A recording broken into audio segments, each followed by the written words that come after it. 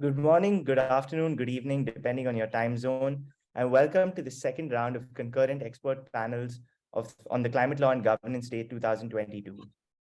This is Linking Paris Agreement Compliance and Transparency, hosted by the IUCN World Commission on Environmental Law, specifically the Climate Change Law Specialists Group.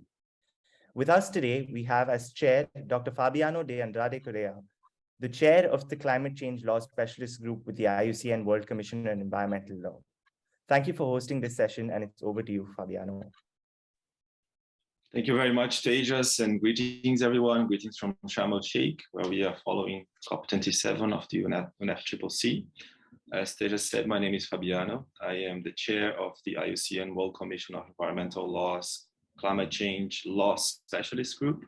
We are hosting this session, and I'm happy to have all of you today with us. A quick word about our specialist group. It is the principal source of legal technical advice to the IUCN and its members on topics related to climate change. This is a position I am happy to share with my co-chair, Professor Francesco Sindigo from Strathclyde University. I think it's very exciting that we are gathering here today to discuss compliance and transparency in the Paris Agreement, which are very important legal topics with regards to climate change and the implementation of the agreement. We are fortunate to have with us today an excellent lineup of experts speaking for us today. We will start with a keynote address by Professor Christina Voigt, who is a professor of law at the University of Oslo, chair of the IUCN World Commission on Environmental Law, and most importantly for our topic today, also the co-chair of the Paris Agreement Implementation and Compliance Committee. This will be followed by a panel discussion with other four colleagues. We will have Mr. Hasib Gohar, who is Deputy Secretary of Foreign Affairs at Prime Minister's Office of Pakistan and co-chair of the Paris Agreement Implementation and Compliance Committee. Ms. Catherine Wenger, who is a lawyer and member of the Norwegian delegation in the negotiations of the Paris Agreement. Ms. Jimena Nieto Carrasco, who is a professor of international law at Universidad de los Andes, Universidad del Rosario, and Universidad Externado de Colombia, and who was also a member of the Colombian delegation negotiations of the Paris Agreement. And last but not least, Mr. Carlos Jesus, who is regional group coordinator for Latin America and the Caribbean for the Partnership for Transparency in the Paris Agreement. As a brief note of introduction to this session and the themes that we are going to discuss today, we know that issues related to transparency and compliance are key for environmental governance, and even more so in the case of multilateral environmental agreements, such as the Paris Agreement, which do not have a system of dispute settlement in case of violations and rely heavily on the development and submission of national plans, such as the NDCs, as well as international review and collective assessment mechanisms towards their common goals. In the case of the Paris Agreement, we have the Enhanced Transparency Framework, the Global Stocktake, and the Implementation and Compliance Committee as key mechanisms in this regard. And very important to ensure the parties comply with obligations such as submissions of the NDCs and of information. All these mechanisms have been evolving over the past years. In the case of the Enhanced Transparency Framework, we have already a common set of rules that has been agreed upon at COP26, and now the Secretariat is expected to report on the status of development of some other electronic tools to facilitate the process. With regards to the Global Stocktake, technical dialogues have been taking place leading up to the first Global Stocktake in 2023, which is supposed to give time and contribute to the new iteration the parties are supposed to submit in 2025. And the Implementation and Compliance Committee is expected that its final rules will be agreed at this COP so that it can start its operations in 2023. So COP27 in sum presents a timely opportunity to discuss progress, challenges, and the way ahead on transparency and compliance, both on progress on each of these mechanisms, but also on how they relate to each other. And this becomes even more pressing and important as we know and learned from the last reports, such as the NDC synthesis report, that emissions and global temperatures keep on the rise. So all the efforts that we can do as lawyers to support this process are vital. With that, I end this brief introduction, and I'm very happy to give the floor to Professor Voigt for her keynote address. Christina, the floor is yours. Thank you very much.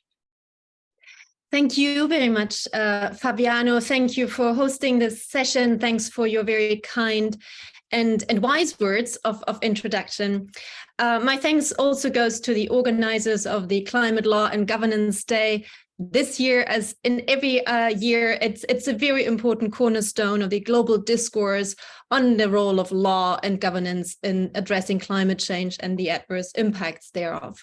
I would also like to recognize my fellow panelists here, many of whom are dear colleagues over a long time, and it's a privilege to share with you this session here today. Now, I would like to address in my keynote, and Fabiano, I asked you to time me, and please tell me when my 15 minutes are over and I'll stop. I'll share with you some thoughts about the interplay between transparency and compliance in the context of the Paris Agreement. And I have to ask the audience to please bear with me. It's going to take you deep down into the bowels of the Paris Agreement. There are some technical issues, but it is necessary to understand them in order to understand the functioning and the modalities of the agreement and how it is supposed to operate. We haven't seen everything yet in practice, but it will come.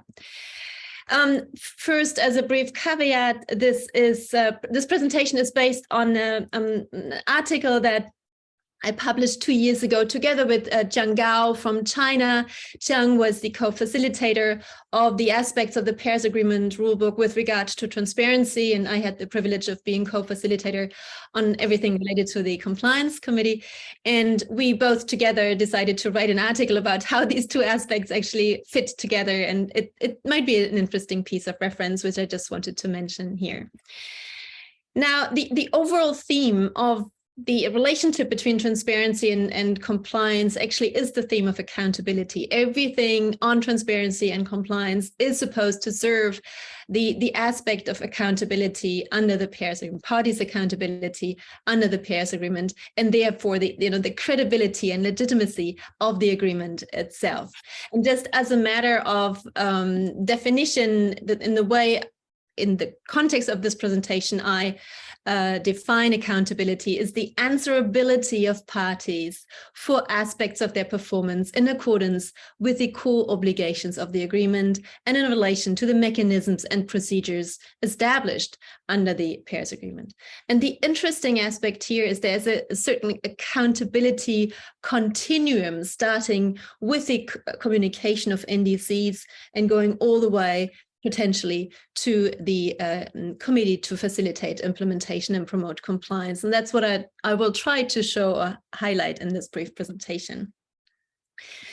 Now, with regard to the importance of transparency, I think it's very necessary to be well aware of why transparency is so crucial in the context of the Paris Agreement. First of all, it is the aspect that is meant to provide clarity on the contribution of each party to the collective goals of the agreement as they're set out in Article 2.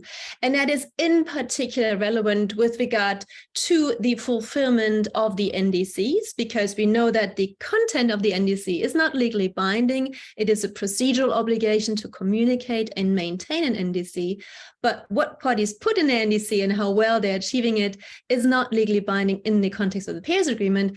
But because of that, transparency is absolutely crucial so that everybody knows how everybody is performing. And that is meant to build mutual trust and confidence amongst parties and, of course, promote the effective implementation of the agreement, which is also a tool to create peer pressure. And we know that peer pressure is one of the ratcheting up dynamics under the Paris Agreement, that everybody knows what everybody is doing, and thereby push each other to enhancing that level of ambition. And that wouldn't be possible without transparency. And finally, transparency is absolutely crucial for all of us who want to know what's going on, because that information is publicly available and it enables the public to engage in that global discourse, but also in domestic decision making. Now, why is compliance important? Compliance is, as I said, the continuum of transparency. Compliance is crucial for the effective functioning of the Paris Agreement, because it's absolutely crucial that those core legal obligations, and they're not very many, they're few and far in between, but those need to be complied with, because if not, it would undermine the functioning of the Paris Agreement. And that was recognized by all parties when they adopted the Paris Agreement in 2015, because they included a mechanism to facilitate implementation and promote compliance, consisting of a committee in the agreement itself, in Article 15 of the Paris Agreement. The nature of the compliance committee is facilitative. It's a trade-off basically between including compliance but also enhancing implementation and participation of parties. And it is meant, again, as a tool to enhance trust and confidence amongst parties that they actually do what they said they would do. But if not, that committee is designed to hold parties accountable for their performance in light of the respective legal nature of the relevant provision, and to try and support and help parties to get back to compliance. Now, and this is the compliance or accountability, continuum that I tried to highlight, which starts with the communication of the NDC. It runs through the enhanced transparency framework, and in cases where it may be necessary, it moves on to engaging the Paris Agreement Implementation and Compliance Committee, which is abbreviated as PAICC. Very briefly on the continuum, that first step, NDC communication, that is, of course, well known to all of you. NDCs are supposed to be communicated every 5 years with the intention to achieve them. That is not part of the legal obligation. But the NDC communication, or every successive NDC, and that will come in full-time for the first time in 2025, each successive NDC will represent a progression beyond the previous NDC and reflect each party's highest possible ambition. Now, when parties communicate their NDC, they shall also provide information necessary for the clarity, transparency, and understanding of the NDC. That's a legal obligation, but in the context of the Paris Agreement, in the architecture of the Paris Agreement, there is no means to control that. There is no review mechanism for the information provided. The NDCs are only communicated at the NDC registry, and that basically is it. So there's a fairly limited degree of accountability when it comes to the communication of NDCs. Accountability is enhanced while we move on that accountability trajectory towards the transparency framework, enhanced transparency framework established under Article 13. We all know that parties shall provide a certain set of information, which is now put together in what's called a biennial transparency report. For the first time, that is due in 2024, the end of 2024. And these biannual transparency reports, so they have to be communicated every other year. They have a certain elements that must be included, like national GHG inventory reports, information to track progress in achieving and implementing the NDC, very important information. And of course, for developed countries, the support provided by them. There are also some mandatory elements which parties may include if they wish so. Now, every biannual transparency report by every party will go through a technical expert review. And the technical expert review teams will check the report for its consistency with information, with the modalities, procedures, and guidelines for reporting that were adopted in Katowice in 2018. And then the technical expert review teams may come with recommendations or mandatory requirements in the reporting guidelines, or encouragement for those elements that are not mandatory. And then every party has to go to what is called a facilitative multilateral consideration of progress, which is also a legal obligation of each party to go through. So the enhanced transparency framework also follows a certain logic, starting with the submission of the BTR, the Biennial Transparency Report, going to the technical expert review, having the review teams issuing their report, and then going to the FMCP. So with regard to transparency, we have a higher level of accountability, because here we have very concrete guidance, we have a review mechanism, and we have the possibility that the technical expert review teams can actually come with recommendations and encouragements to individual parties. Now, how does it all link to the Implementation and Compliance Committee, PAICC, established under Article 15? Just for information, I copied and pasted the provision of the Paris Agreement here so that you can just see how it was established in the context of the Paris Agreement. The committee functions are to facilitate implementation of and promote compliance with the provisions of the Paris Agreement. It's very important to note that it is facilitative in nature. It's supposed to work in a transparent manner, non-adversarial, non-punitive. It shall not impose sanctions and shall not function as a dispute settlement mechanism. It's very important to keep that in mind, because these are the guidelines within which the committee operates. Now, the membership of the committee is worth noting because it's a very well-balanced committee. It has 12 members, 2 each from the 5 UN regions, and then 1 from the small island developing states, and 1 member from least developing countries. And then each member also has an alternate member, so that makes it 24 people who are the committee members and alternate members. And they're not all lawyers. They are people with recognized competence in relevant scientific, technical, social, economic, or legal fields. They are elected for 3 years and with the possibilities for re-election of 1 more term. And I included here the current composition of the committee with my colleague Hasib Gohar from Pakistan, who joined us here online, being the co-chair together with myself. And you can see how the composition looks like with regard to the different regions. Now, there are 4 different ways of how the committee can kick into action, if I can say it like this. First, importantly, is that at any time a party can come to the committee with regard to issues of implementation or compliance with regard to its own performance, compliance or implementation of the provisions of the Paris Agreement. So that is always possible. In addition to self-referral, the committee can become active on its own in cases of violations of core legal obligations. And I'll show you in the next slide which one they are and how they react back to the transparency framework. The third mode of initiation is linked to the transparency framework in situations where the technical expert review teams in their report give indications of significant and persistent inconsistency of the information provided by parties.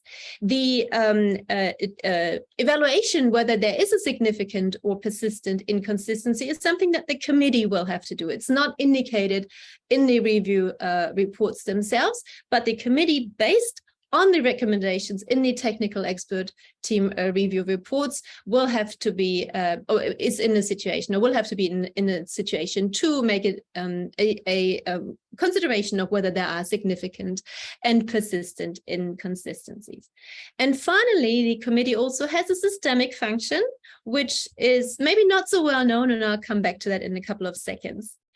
Just this slide, as I said, the committee can become active in a number of situations where parties have not complied with their core legal obligations. And I think for lawyers, maybe that's the most important aspect, because this is a clear list here of those obligations that are individual positive obligations of parties where they have to do something, communicate, maintain an NDC, submit the relevant information under the enhanced transparency framework, participate in the facilitative multilateral consideration of progress, or submit a mandatory communication of ex ante finance under Article 9, paragraph 5, which only applies to developed countries. But this is a set of core legal obligations, and in cases of not fulfillment of these obligations, the committee will initiate consideration of issues.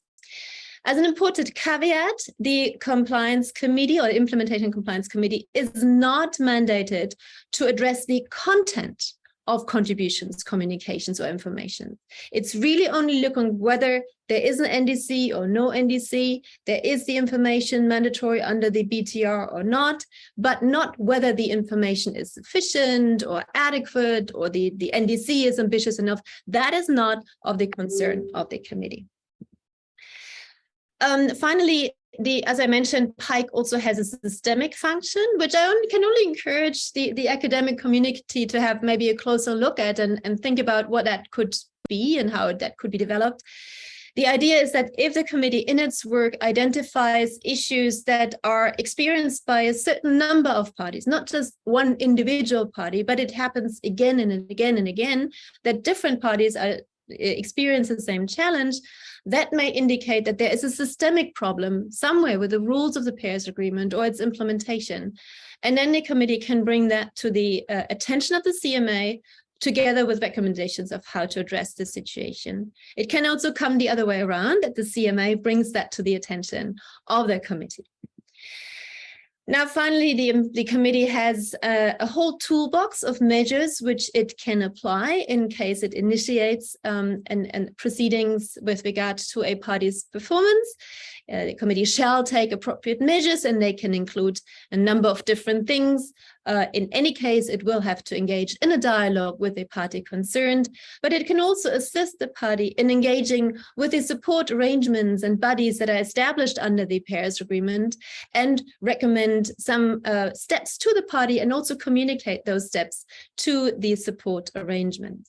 It can recommend the development of an action plan, and in the case of non-compliance with those core legal obligations, it is in the situation to issue publicly issue findings of fact. Now, very, very shortly, I tried to put this together in some flow chart here. I hope that works, but just to try to highlight how that interacts together. If we have communication 9.5, that's developed country ex ante finance communication. If a developed country does that, that's fine. If not, that would be something the committee will look at. Same with communication of NDCs. If an NDC is communicated, the committee will not consider that. If there is no communication or no maintenance of an NDC, that will be an issue the committee will consider. When it comes to the biennial transparency report, the committee will have to look whether all the mandatory elements of information are contained in the biennial transparency report. So that's the national inventory report, information on achieving and implementing NDC, and for developed countries, finance-related information. If that's not the case, it will go to the committee. If all that information is there, the BTR will go through the technical expert review teams, and if their report then indicate issues of significant and persistent inconsistency, again, this may become an issue for the committee to consider.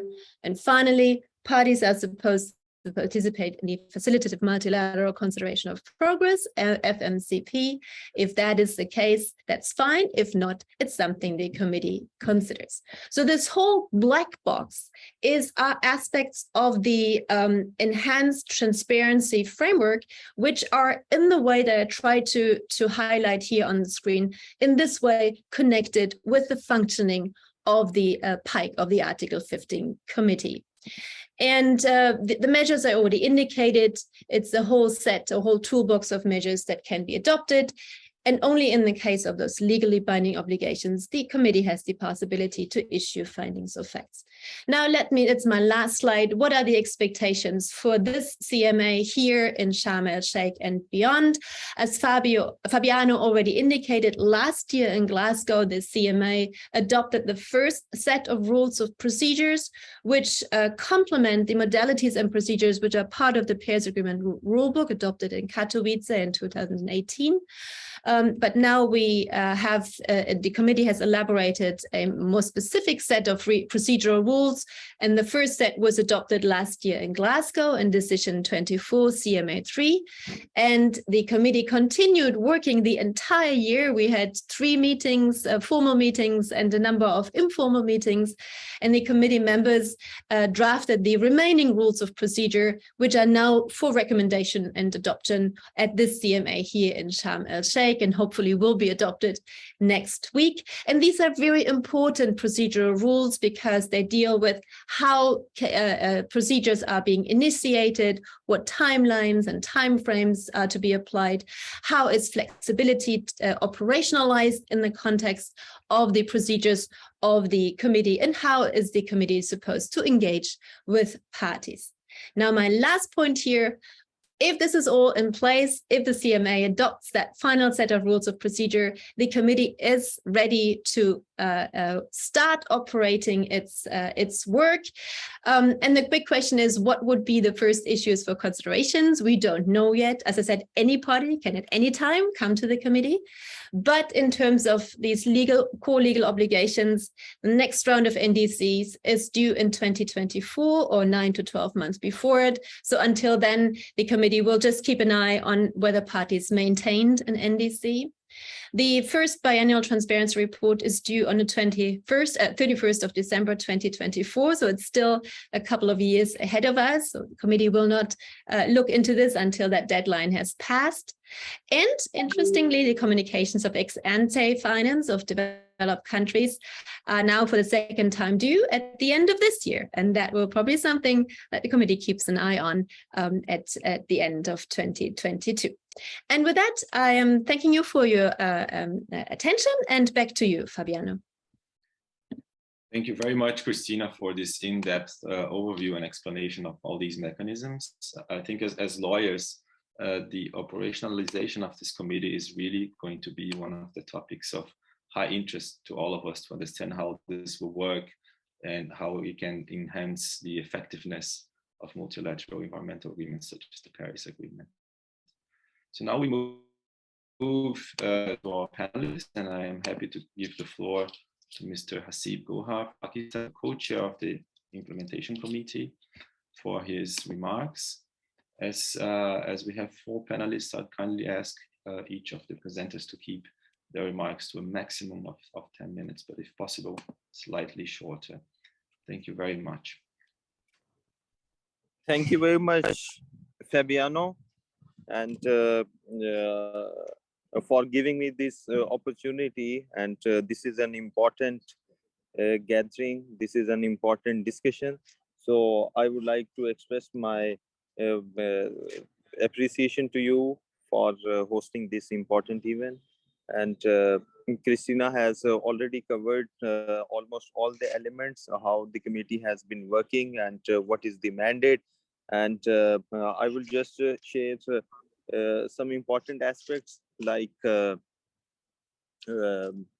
we have been very hopeful that with the adoption of the rules of procedure, which we are expecting that during this COP27, we will be able to have the adoption of the rules of procedure. And with that in mind, the committee will be in a position to really kick off its real work to evaluate parties' commitment to achieve climate ambitions in a facilitative, non-adversarial and non-punitive manner.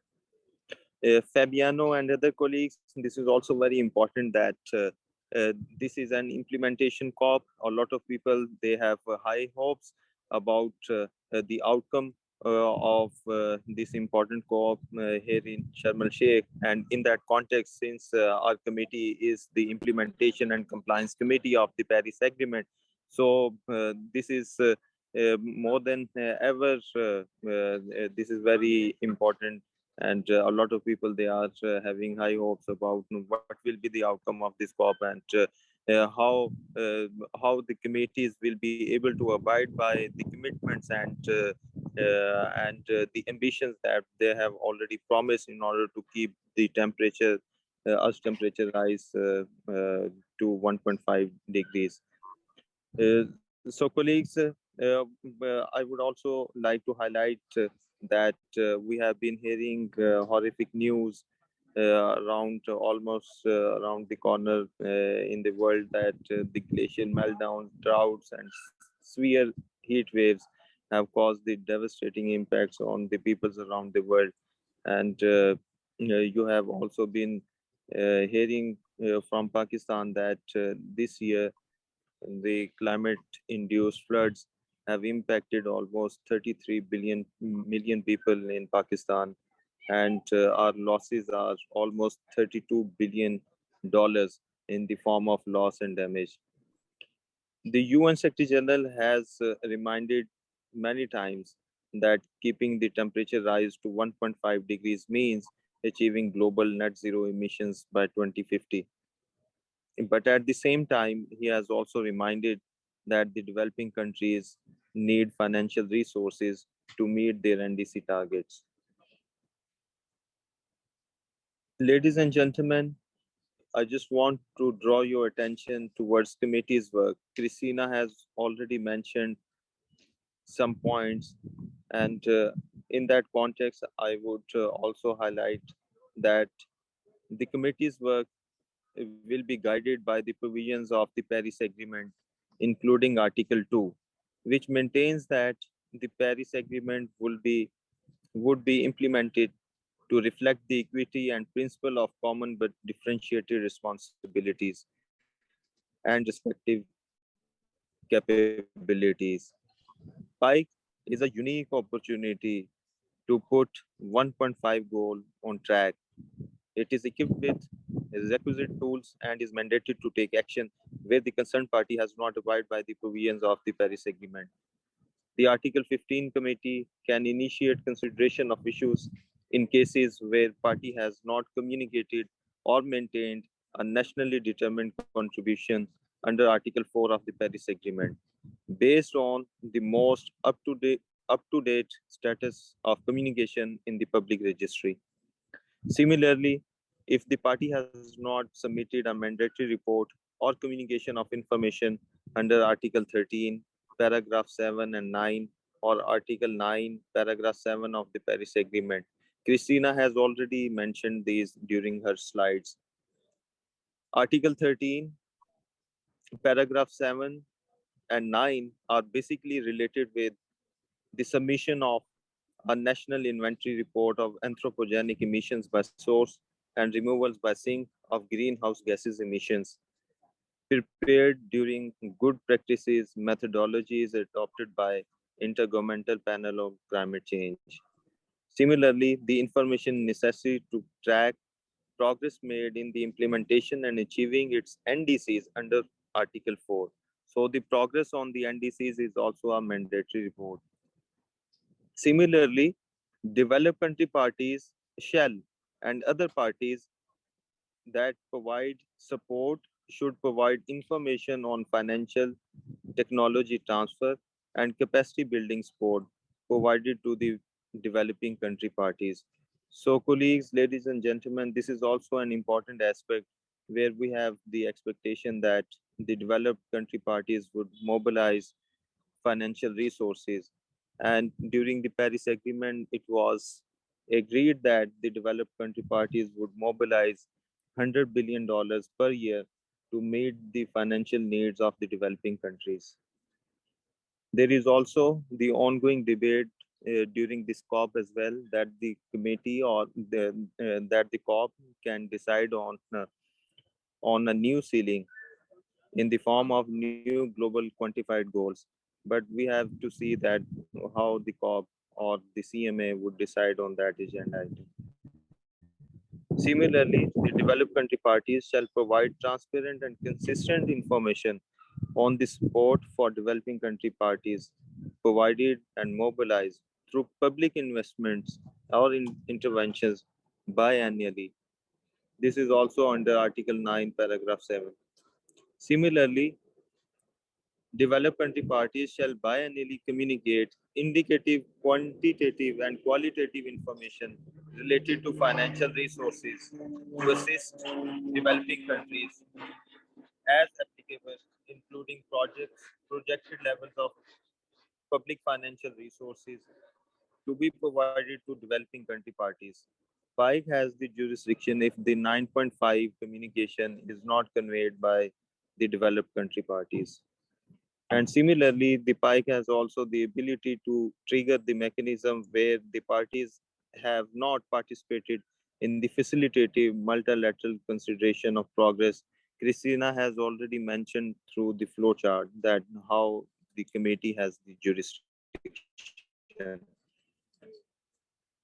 Similarly, ladies and gentlemen, PAICC has also the authority and inextricable link between the enhanced transparency framework. I think Christina's presentation covers that aspect. The committee is also tasked to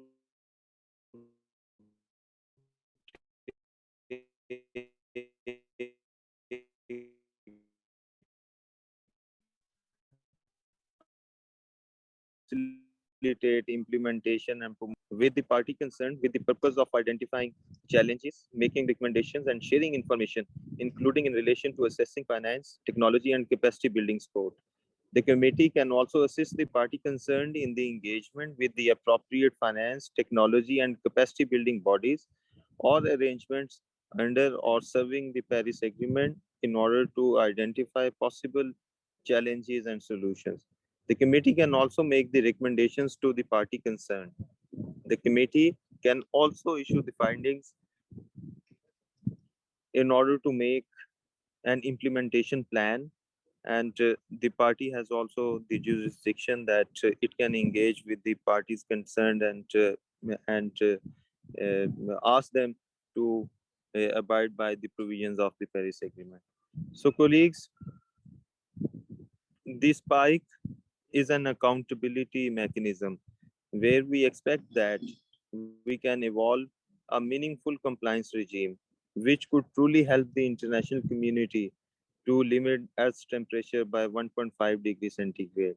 But at the same time, this is also our endeavor and should be an endeavor to strive to mobilize the requisite financial resources for the developing country parties.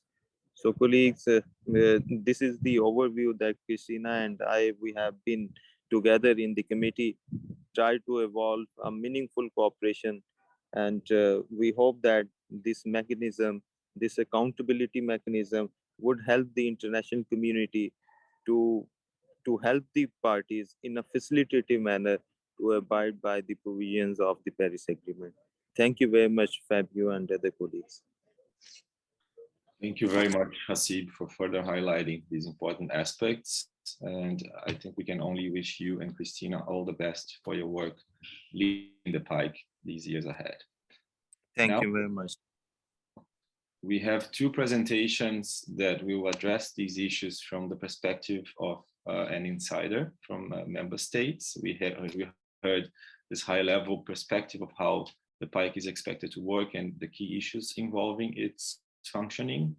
And we have two panelists that participated in negotiations of the Paris Agreement and can provide us their views on how a member state can expect this committee to work and what are the issues that they would believe would come into play here. And we start with our colleague from Norway, Catherine Wenger. Catherine, the floor is yours. Thank you very much for being here.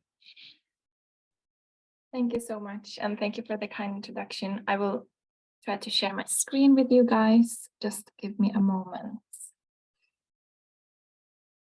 Here we go.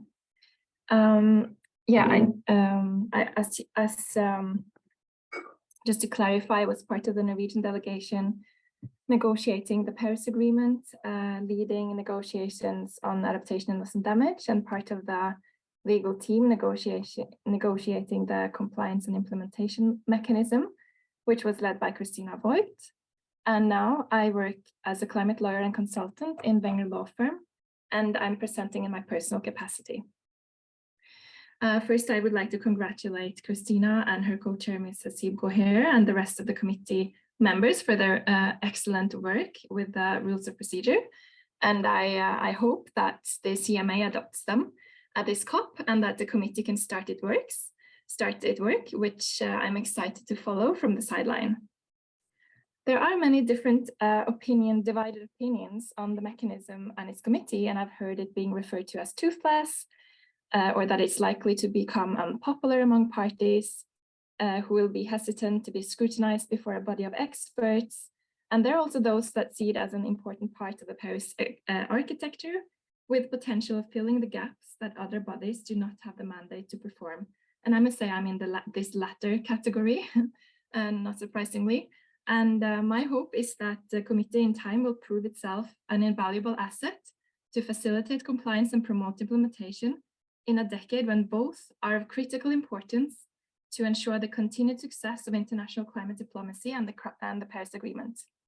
And we really need to strive to achieve 1.5 degrees, and it's still within grasp on an optimistic day. Let me see if I can. There we go. Before I go into the details, I want to briefly remind us all of where we came from prior to Paris, and give some highlights from, and then I will give some highlights from the negotiations of the mechanism and its committee. We came from the Kyoto Protocol, a top-down and technical agreement with bifurcation, with legally binding targets, but for a relatively small list of developed countries. And its compliance committee had a strong enforcement branch that could declare parties in non-compliance and issue penalties and other stringent measures. The failure of the Kyoto Protocol was that many major emitters were not part of it, and it therefore covered only 18% of global emissions. And further, we had in 2009 recently failed to come to an agreement in Copenhagen on basic targets and commitments for reducing global greenhouse gas emissions collectively, and many were frustrated and doubting whether international climate diplomacy was a dead end indeed. At the same time, global emissions continued to rise at an alarming rate. So, and then the global community came together and created the Paris Agreement, and it has universal participation and global coverage with nationally determined contributions that are not legally binding, but at the same time must reflect highest possible ambition and represent a progression over time. And differentiation is based on national circumstances through the principle of CBDR Island. It's the procedural elements of the agreement here under communication, information, accounting, and reporting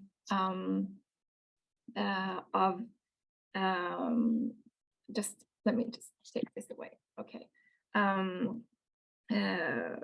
It's the procedural obligations that are legally binding for each individual party. And it's the GST that will provide parties with the necessary information on where we're headed in order to induce a ratcheting up of contributions. Finally, the compliance and implementation mechanism and its committee is a creature of its mother, the Paris Agreement, and mirrors the Paris Agreement's architecture and legal system.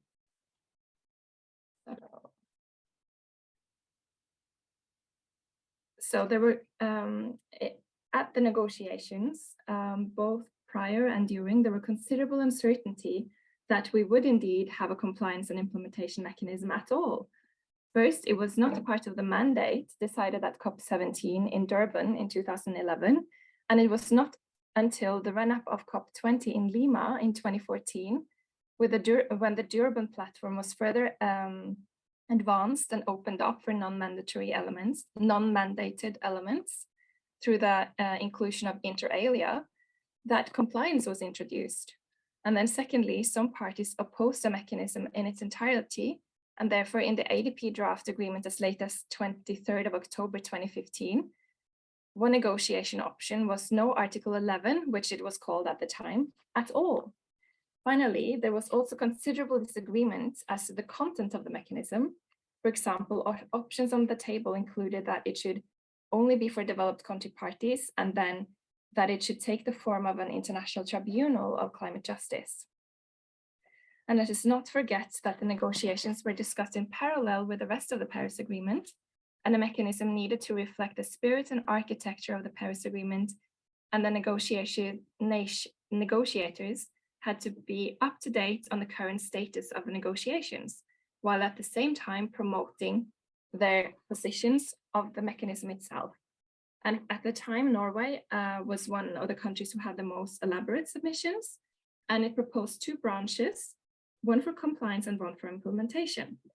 In the end, however, the Paris Agreement established in Article 15 a mechanism, as Christina has already pointed out, to facilitate implementation and promote compliance. It also established a committee, the PAICC, who are to give, which is expert-based and facilitative in nature and functions in a manner that is transparent, non-adversarial, non-punitive, and shall pay particular attention to the respective national capabilities and circumstances of parties. And we already see how it's mirroring the Paris Agreement. Post-Paris, we have also heard Christina tell us a little bit about what we have here, and the Katowice decision and rules of procedure went a long way in further developing the nature and functions of the committee, and the rules of procedure that the committee developed gave further insights into the inner workings, timelines, and triggers. So we see here the 4 modes, main modes for the committee to engage with the parties. And the first mode is through self-referral by a party, and covers all provisions of the Paris Agreement. And the second mode is automatically triggered when a party has not fulfilled its legally binding procedural obligations, and can be initiated after by the committee after the deadline. And these obligations are related to communication and maintenance of the NDC, submission of mandatory reports or communications under the enhanced transparency framework for developed countries, on financial support, and on whether a party has participated in the facilitative multilateral consideration of progress, the FMCP. And importantly, it will not address the content of these obligations, as Christina also mentioned. The third mode is initiated in cases of significant and persistent inconsistencies of information related to transparency under Article 13, paragraphs 7, 9, and 13. However, it can only be initiated with the concerned party's consent. Mode 4 will likely also be very useful in the early stages of the operation of the committee, and it relates to consideration of systemic issues related to compliance and implementation for a group of parties of the PA. So the Katowice decision also states that the committee shall strive to avoid duplication of efforts, respect national sovereignty, and take account of the goal of gender balance in its setup, which is a new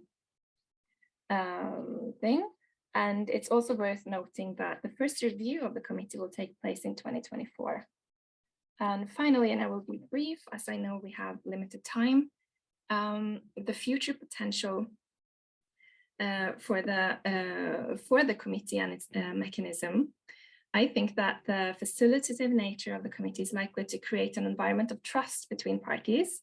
And I also believe that the committee could have a role to play in ensuring that the spirit of the Paris Agreement is adhered to, and that free riders and parties with bad faith are kept in check. And this is not to be confused with parties that simply lack capacity. In doing this, the committee could rely on some defining elements.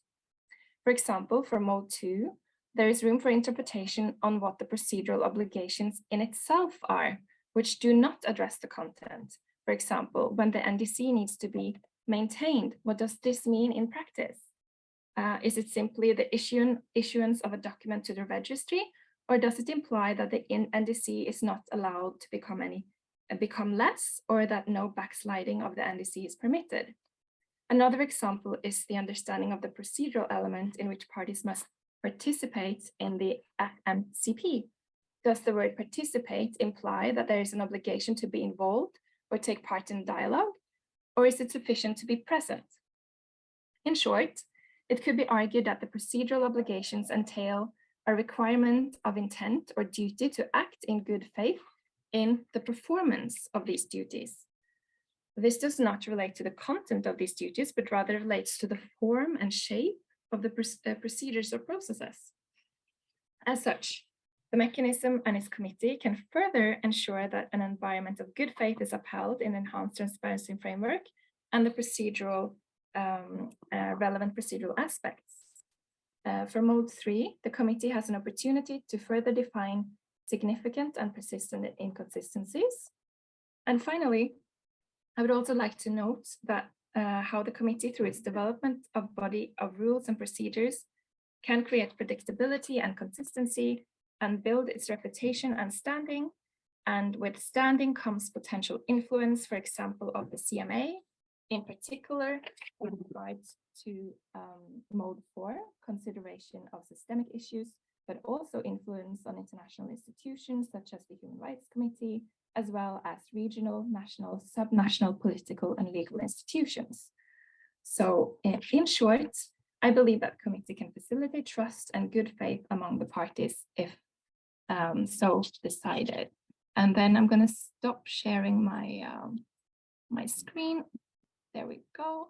And I'm back. Thank you. Thank you very much, Catherine. It's great to have your perspective. As a brief housekeeping remark, I was informed by participants, by organizers, that we can go a little bit over time, as after us is a lunch break, as presentations are so rich and there's so much to discuss on this. It's great actually to have some extra time. There are a couple of questions already posted in the chat. If presenters can start to have a look and perhaps consider potential reactions to those questions would be great. But now I'm happy to turn to our colleague from Colombia and hear her perspectives on the negotiations and the expectations for now, having heard from Christina, also a bit from Catherine, about the functioning and the rules and what the committee can do. What is your perspective, Jimena? Looking forward to hearing from you. Thank you. Thank you, Fabiano, and thank you to the IUCN World Commission on Environmental Law for this invitation. I think it's always very enriching to share our views on this particular topic, that it's not the most appealing one of the whole of the complexity of the negotiations, but and so it's great that we have this time to share on this. The same as Catherine, I want to make to say that I'm speaking on my personal capacity, and it's important to mention also that members of the committee are elected by their respective constituencies, but once they are at the committee, they serve in their personal capacity as well. So I wanted to emphasize that my views do not in any way affect the position of my delegation. I would like to focus on those two aspects that you lead us to. One would be the history of the negotiations. Catherine also already spoke on that, and this would be the history of the negotiations according to Jimena. So according to me, because there are many histories on that sense, and the other one, the expectations about the future and about how the committee will operate. On the first, I think that Christina explained very well that difficult trade-off between the function of facilitating implementation and promoting compliance. And that is something that I've never tired of emphasizing, the fact that the committee has both functions, and that we, of course, are a committee that will assist parties in achieving compliance, but that component of accountability that was reiterated by our co-chairs, Christina and Hasib, during their presentations today, are absolutely key, and it's embedded in that concept of promoting compliance. This, for the layman, comes to a very basic question. which is, and I think that going to the basics when this is such a complex regime, it's an important thing. And that begs in question is what happens if a party does not comply with its obligations under the Paris Agreement. That is something that you always get at home when you come back and people are not very aware of the regime and how this works. And now that negotiations are all over the place and there are so many events and publications, etc., it always comes to that. And what happens if a state decides not to comply? And so this is what we're talking about here as well. And that was key during the negotiations, because it was not easy to get those words, promoting compliance, to get to that trade-off that Christina explained, and that I think it is very well reflected on the terms of on the TORs that we expect the COP27 to adopt in here, as you Fabiano mentioned. So I wanted to emphasize that part, because I was a little afraid about a side event that was recently held at COP27, and that all on the PAICC and everything was about facilitating and please, and I think Catherine also mentioned that, do not stigmatize us. We are here to help. That is true. That it's absolutely true. But what is difficult in here is to try to achieve that balance. The dilemma here is to send a clear message to the parties that we are here to facilitate compliance, and please do not be afraid to come with us, but also to say we are here to look at what you're doing, and that we would in some way show that to the world via the CMA if we see that there are not obligations, that there are obligations that are not being fulfilled by you. And I know that that is a difficult message to achieve, a difficult balance to achieve, saying the two things at the same time, because of course we don't want to be the ones with the stick. We don't want to be to scare parties or anything, but we also want to say this is the only specific answer to the question: what happens if a party does not comply? And it's in the PAICC, and that's an important message that I wanted to convey. In now regarding what do I expect from about how this committee it will operate? And I'm conscious of the time, although Fabiano, you said that we had more time, but I'm very keen on listening to Carlos, our last speaker, so I won't take too much of the time. Speaking about the expectations for the future, Christina mentioned in her last slide, composition of the committee. The composition of the committee is key.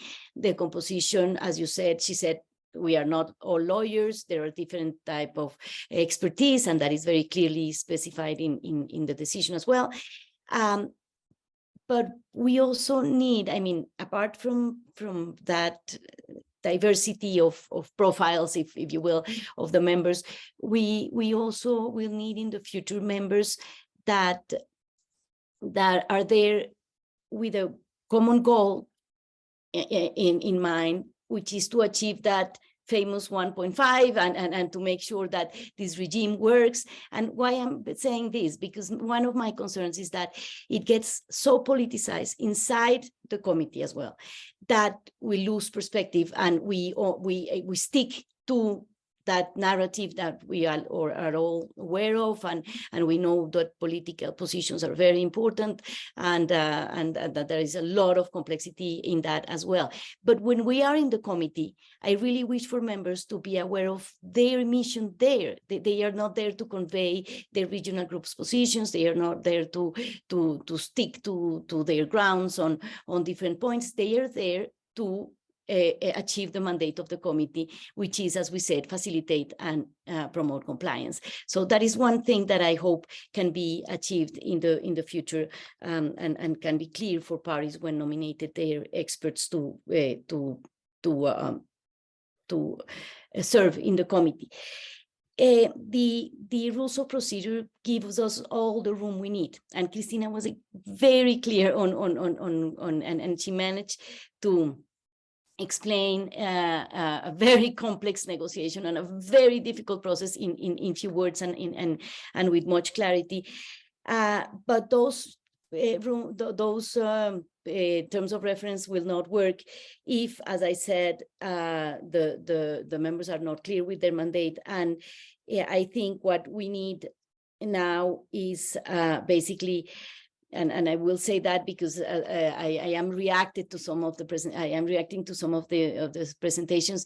I see maybe a new threat looming in the horizon, and that will be to get into a zone zero will not help everyone by saying, by going back to that article to the convention that I would rather not remind anyone of, but basically said the measure in which developing countries will comply with their commitments will depend on the measure in which developed countries will comply on their financial commitments. And I think we shouldn't go back there, especially not in the PAICC, because, as I said, it will defeat the whole purpose. I'm expressing more a feeling than anything else, and more hope than anything else, as I said before.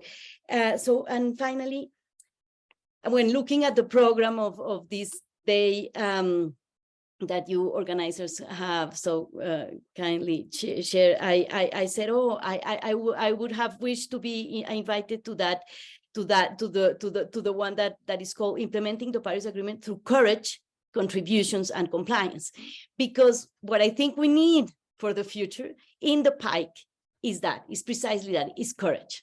It's courage to say, okay, this is our mission, this is what we need to do, let's do it in such a complexity and in such difficult times, because we all know that we are in a public crisis and that we need to be very serious about what we are doing in climate change. So with that, I would like to end. Thank you very much. Thank you very much, Jimena. I think this was super interesting, and I think you're reminded that this is a very political and politicized issue. It was a very important one. So we can only be hopeful to follow what's going to happen in the committee, and that it can fulfill its mandate in a truly facilitative way and truly help to move this issue forward. Now we'll hear from Carlos, and his presentation was deliberately decided to be left as the last one, because we heard a lot about the compliance committee, and now would be great that he can relate to how all this is connected to the transparency mechanism with his in-depth experience participating in the partnership on transparency in the Paris Agreement. Carlos, the floor is yours. Thank you very much. Thank you very much, Fabiano, and thank you also for the introduction. I will try to be as brief as possible. So there are some slides over which I will just hover, but I reckon that you will share them with the participants afterwards. So yeah, just cutting straight to it. My name is Carlos Jesus, and I work for the Partnership on Transparency in the Paris Agreement. Just briefly as context so that you understand where I'm coming from and what basically the experience that we have. The partnership, you could also know it by PATPA, that's the short name of it. Formerly was the International Partnership on Mitigation, MRV, was launched already in 2010 with the introduction of the MRV framework for developing countries by the governments of South Africa, Republic of Korea, and Germany. And what we do basically is we provide a platform for peer-to-peer exchange, knowledge dissemination, and capacity building for developing countries in matters related to transparency and now specifically addressing transparency under the Paris Agreement. That much about the partnership, and what I'm going to do now, as Fabiano was hinting, what I want to do is I want to provide a brief contextualization of transparency, basically what it is about, but what's already in place, what changes with the agreement, and what we're likely to encounter, how this interaction, because that, I think, in my opinion, that will already give some hints on how transparency, the interaction between transparency and compliance might unfold in the ground, based on what's already happening today. So basically, this is very brief. I wanted to remind us all of what we're referring to when we talk about climate transparency. the relationship established between the compliance committee and the enhanced transparency framework has mostly to do with reporting. And that's this second part of transparency. But reporting should always be underpinned by the so-called measurement, reporting, and verification systems, MRV systems, which are basically the systems that country build at the national level to track progress, to understand how they're doing, where they're going, how the climate actions are unfolding, emissions, and so on. So just a brief explanation that when we talk about transparency, it's more than just reporting. It's a broader process. This is going to be important at a later point in my presentation, but for now, I just wanted to introduce you to the fact that they're related, but not necessarily the same thing. But however, for the purposes of the international process, the most important thing is reporting, because that's the way that the international community learns of what a country is doing at the local national level. Just briefly on the historical context of the international reporting, it began with the national communications under the convention, the UNFCCC convention, but then it was expanded to, there was an additional framework that was established in 2010, the so-called MRV framework for non-Annex 1 countries, which introduced you might have heard of the BURs, the biennial update reports. And it also introduced the ICA process, which is similar to the facilitated multilateral consideration of progress that we're going to see in a second. What this meant was that in practice, until before the Paris Agreement, there were parallel systems of transparency for developed countries on the one hand side and for developing countries on the other side.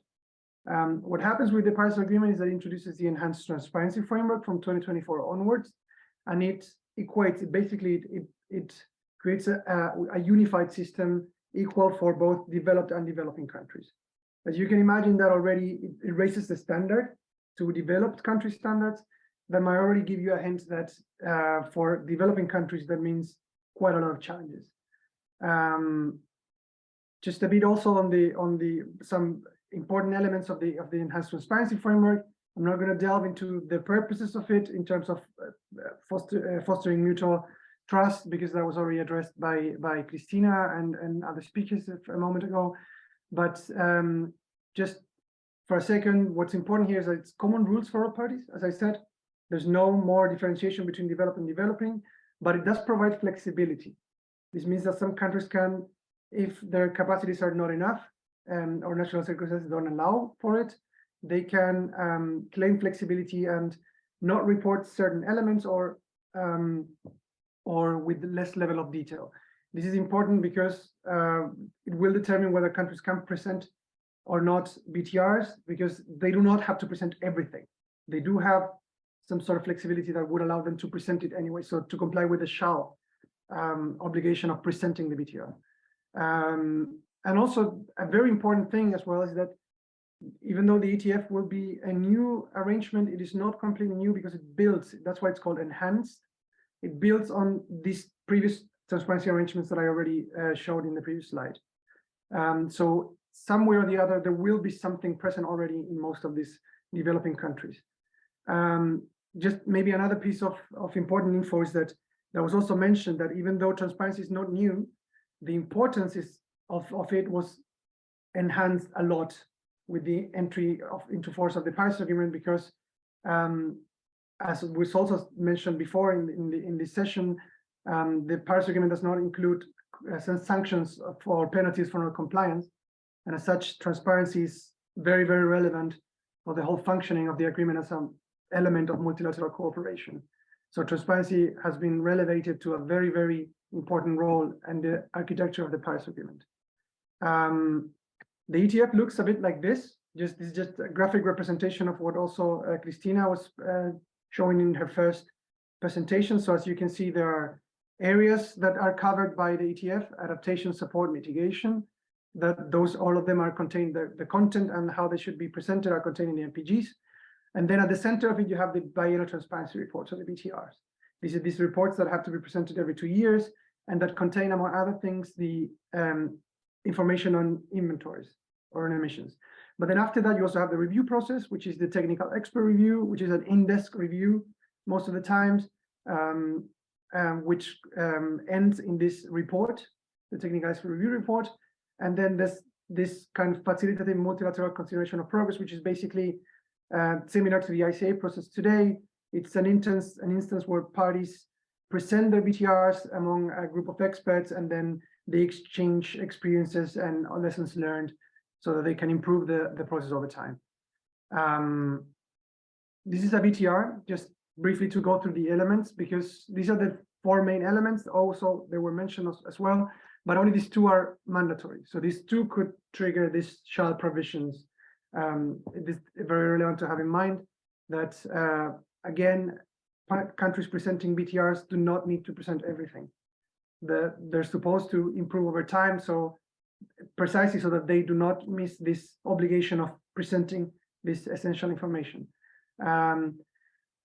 I'm also going to go very quickly about this slide, because this was just to present how the BTRs, as you can see, are much more detailed than BURs, which are the ones on the left-hand side. And for the future framework, BTRs would just replace BURs. National communications will also still be in place. So that's a bunch of information that countries will need to present every now and then. This, again, not going into detail, it was just to show in parallel that this is just information regarding greenhouse gas inventories. And you can see that they're much more stringent for the BTRs. They introduce new elements. Like, for example, just to go in the BURs, there was only an obligation to report 3 kind of greenhouse gases. Now you have to report 7. So this is just an example of how these reporting elements are made more stringent, more detailed in the BTRs, which of course will mean more efforts by developing countries. And this is also very new and very relevant, which is the information needed to track progress, because until now, until the Paris Agreement, developing countries did not really have binding commitments of GHG emission reductions, aside from the NAMAs and other voluntary commitments. Now with the NDCs, every single country has a mitigation commitment, and that means that they need to report information mandatorily in every BTR. And as you can see, that is already a big challenge, because most of these countries do not have established processes on how to do this until today. So basically, going into the implications, that just like as a summary, what the ETF will mean for developing countries will be, there's a lot of new elements and guidelines that will mean a lot of new capacity building. So there's new elements such as common reporting tables and common tabular formats. Countries have to report under these formats as well. Stricter requirements for GHG inventories and the monitoring of NDC progress. All of that is new, and countries will have to adapt their capacities to comply with it in an orderly manner every 2 years. So as you can see, it's also very constant and with shorter time frames. But also, this is where what I was saying at the beginning becomes important again. The establishment of sustainable MRV system is crucial. That means investing in institutional arrangements for data collection and data sharing, national staff, so that you have teams big enough to comply with these obligations in time, and also to kind of channel the financing as required. Why I'm saying this is because until now, there has been mostly from developing countries, there have mostly been a project-based approach to transparency. That means countries rely on international funding.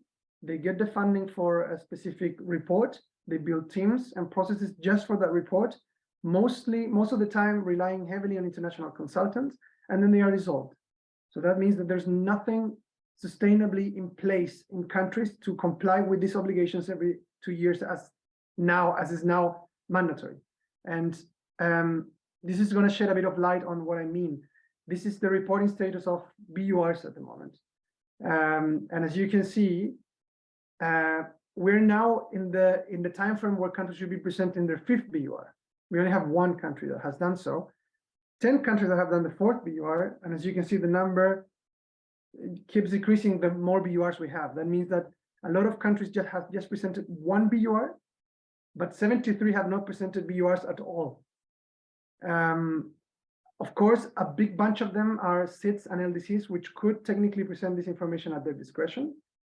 most of them have not done it. That's why they belong in that number. But there's also other countries in that number that should have presented BURs.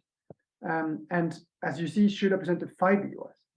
So this means that the system as it is now will not be enough for countries to comply with BTRs every 2 years. That's a fact.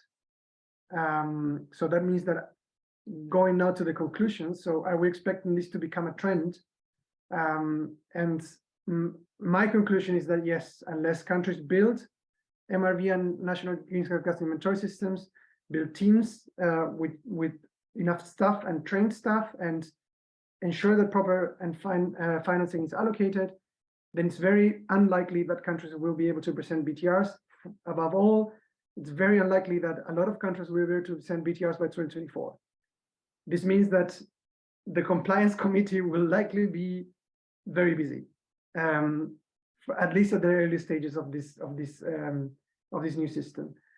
But more importantly, and this is also something that I think it's relevant to highlight, this could also impact NDCs. Why? Because again, countries have had just one exercise of presenting NDC updates until now. Again, heavy reliance on consultants. Why? Because most of the time, a big problem is that they do not have the relevant data at their disposal.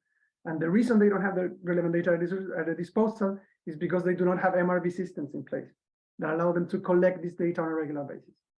That means that unless countries invest in these systems that will allow them to present BTRs, they will likely not be in a position to present timely NDC updates because they will not have the information.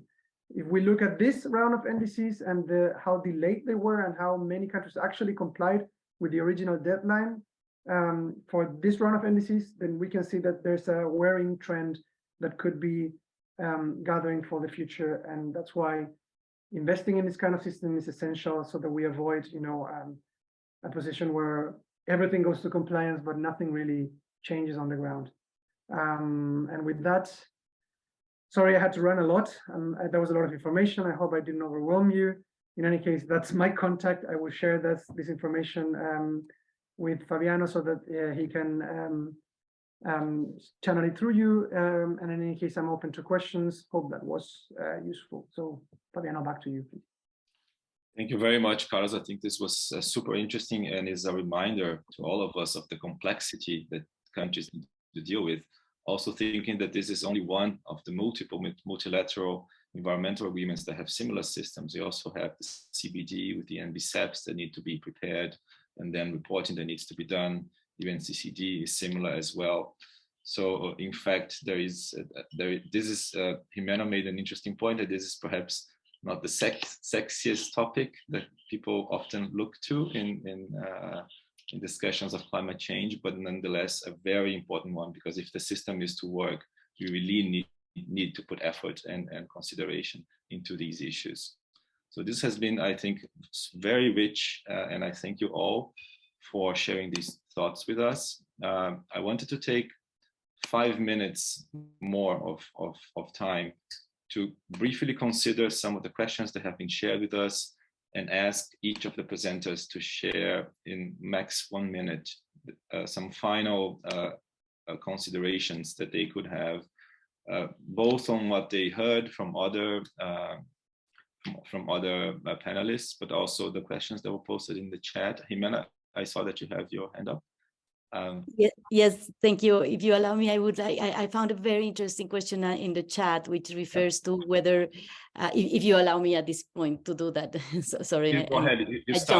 I jumped the gun. Thank you. But it was basically that there is this question about whether we were able to borrow from other international mechanisms, and I am also a member of the compliance committee of the Basel Convention, and I am serving also as a member of the compliance committee of the Minamata Convention on Mercury, and I'm also a member of the Kyoto Protocol Compliance Committee. So I'm a little bit around on compliance, and basically this was a thing that was very difficult to include in the negotiations, to say to climate negotiators that there is a world out there and there is other issues such as biodiversity and mercury and waste.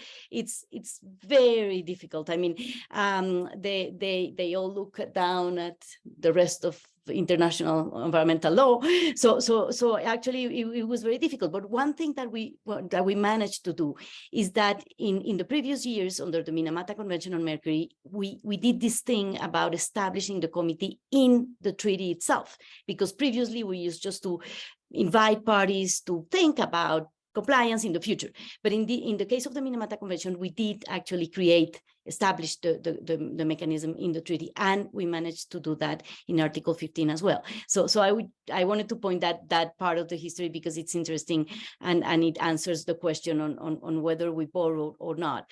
I wish we did more, but at least that aspect was considered. Thank you.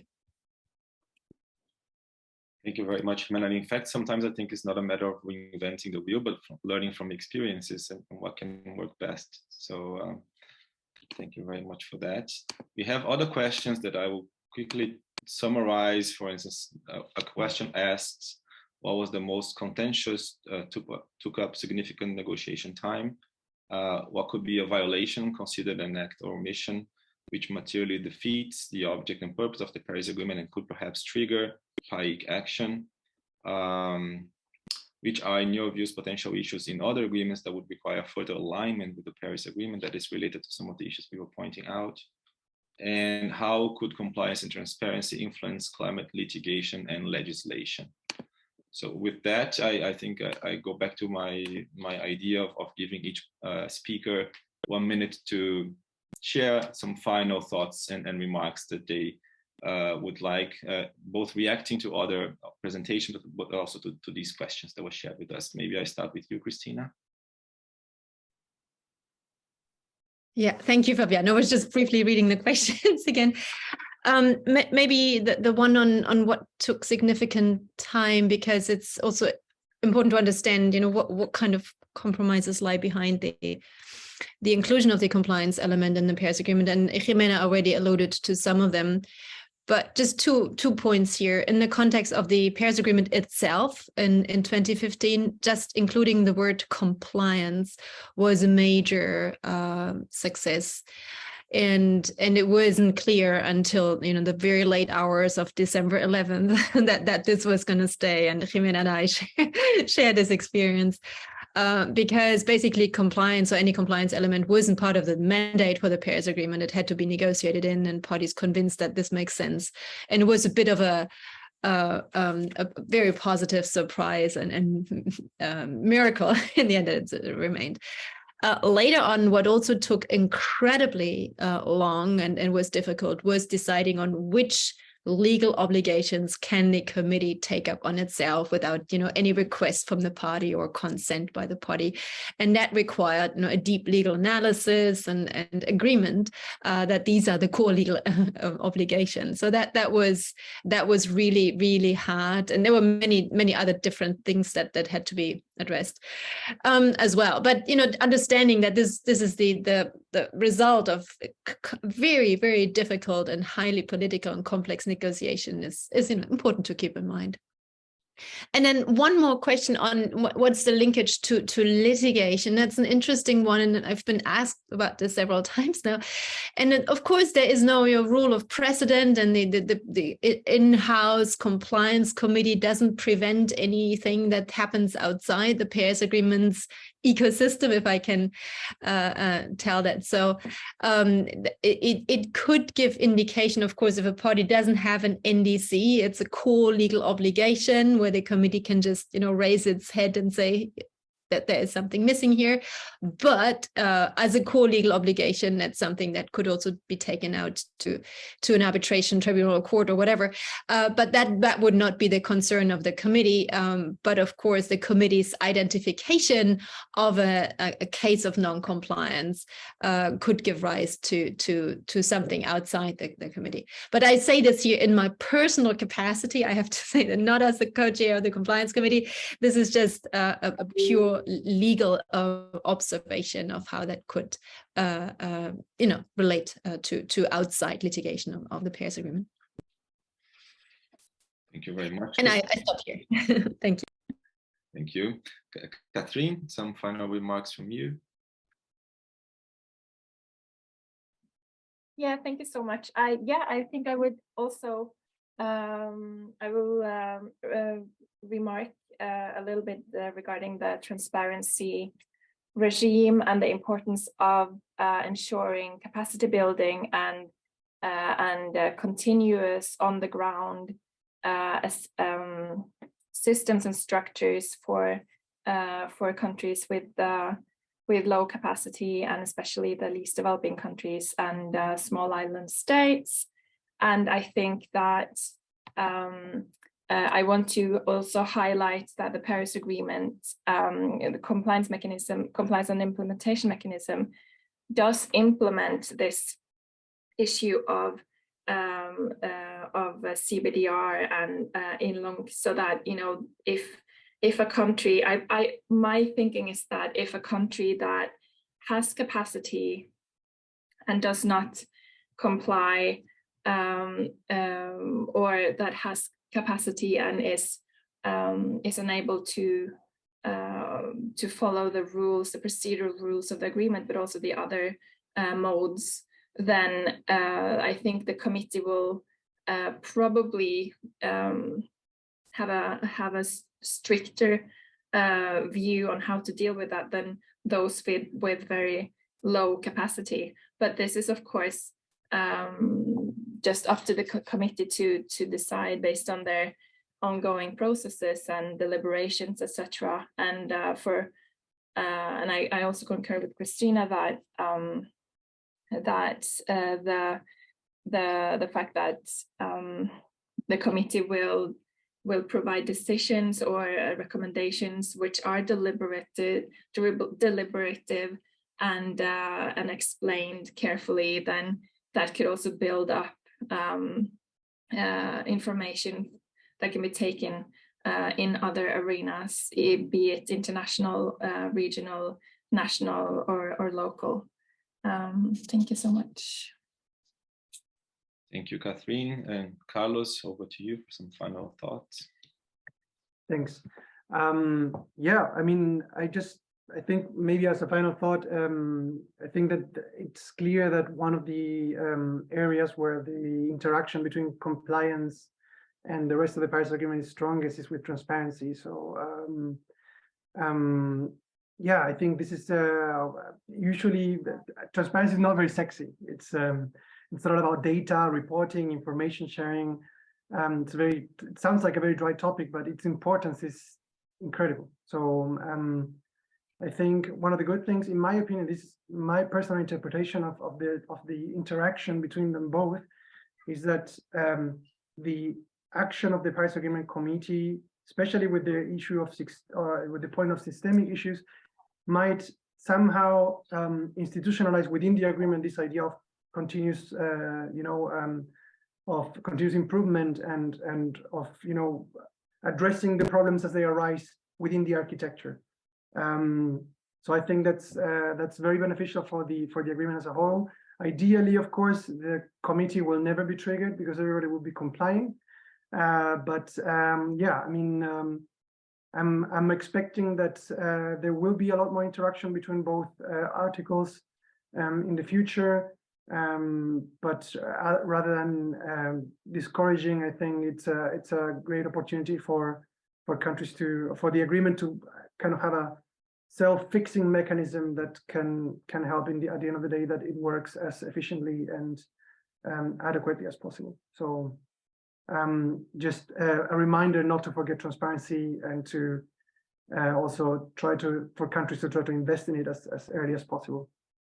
Yeah. Thank you very much, Carlos.